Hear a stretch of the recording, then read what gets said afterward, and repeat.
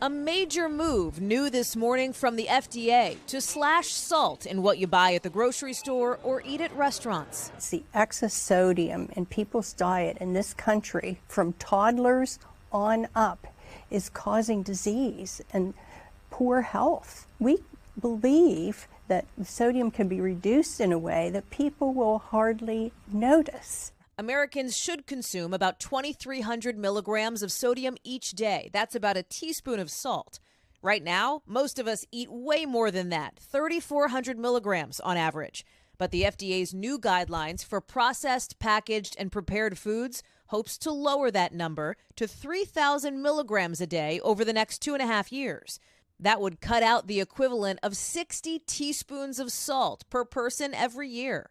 Most of the sodium does not come from a salt shaker.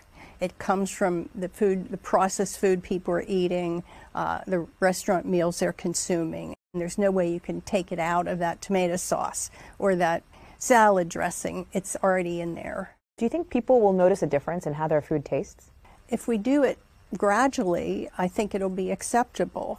Doctors unanimous. Less sodium means less hypertension and less heart disease. The move by the FDA is a great leap forward. In public health, we believe in prevention.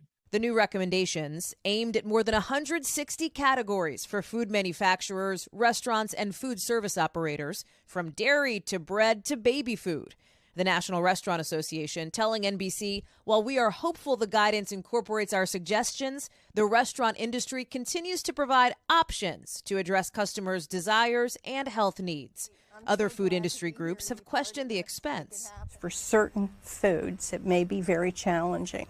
For many foods, it may not be that technically difficult. It may be expensive, but it is nowhere near the toll that's taking on the American public in terms of disease. Well, Hallie, these are guidelines. They're not requirements. So, Right. the FDA can't enforce it. Do they think companies will comply?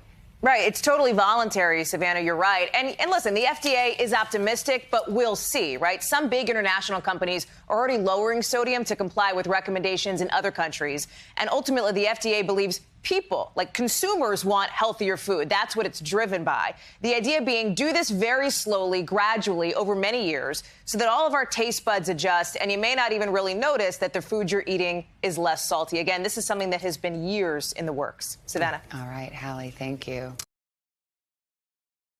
Hey, thanks for watching our YouTube channel.